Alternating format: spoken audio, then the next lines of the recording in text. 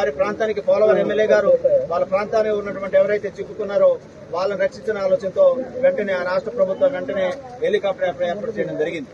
అదే కోణంలో వారు వెంటనే నా దృష్టి తీసుకొచ్చారు. బావగారు మరి ఇక్కడ కూడా కొంతమంది నారాయణపురం ప్రాంతంలో కూడా కొంతమంది చిక్కుకున్నారంటే వెంటనే నాకు కూడా మీరు ఆ ఫెసిలిటీ కల్పించమని చెప్పేసి నేను వెంటనే వారిని కోరడం జరిగింది. తదనుగుణంగా అక్కడ కలెక్టర్ గారితో కూడా మన రాష్ట్ర ప్రభుత్వ మరి మినిస్టర్ గారితో పొంగిరెడ్డి శ్రీనివాసరెడ్డి గారితో తుమ్మల గారితో వెంటనే మాట్లాడి అలాగే మన ఎస్పీ గారు అలానే కలెక్టర్ గారు కూడా వెంటనే వీరందరూ కూడా ఒక మమేక్యంతో మరి మేమందరూ కూడా రక్షించడం జరిగింది.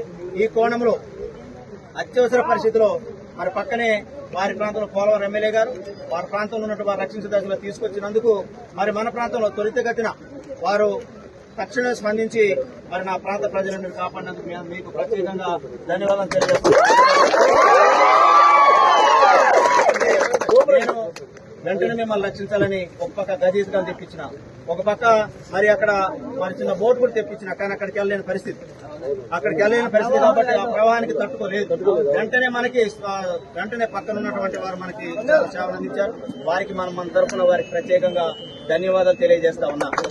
ఎందుకంటే ఎందుకు ధన్యవాదాలు చెప్పాలంటే మనం వెంటనే కాల్ చేసినాం. హైదరాబాద్ నుండి రావడానికి 1 అవర్ టైం పడుతుంది. ఇక్కడ హెలికాప్టర్ 1 అవర్ సుమారు పడుతుంది. కానీ అది రావడానికి మళ్ళీ మనం ఒకరు పొద్దుపోతే చాలా ఇబ్బంది పడే అవకాశం దొరుకుతుంది. కాబట్టి వెంటనే వారు స్పందించినందుకు వారికి ప్రత్యేకంగా నా తరఫున, మీ తరఫున, మన నియోజకవర్గ ప్రజల తరఫున, ఈ రాష్ట్ర ప్రభుత్వం తరఫున మీకు ప్రత్యేకంగా ధన్యవాదాలు.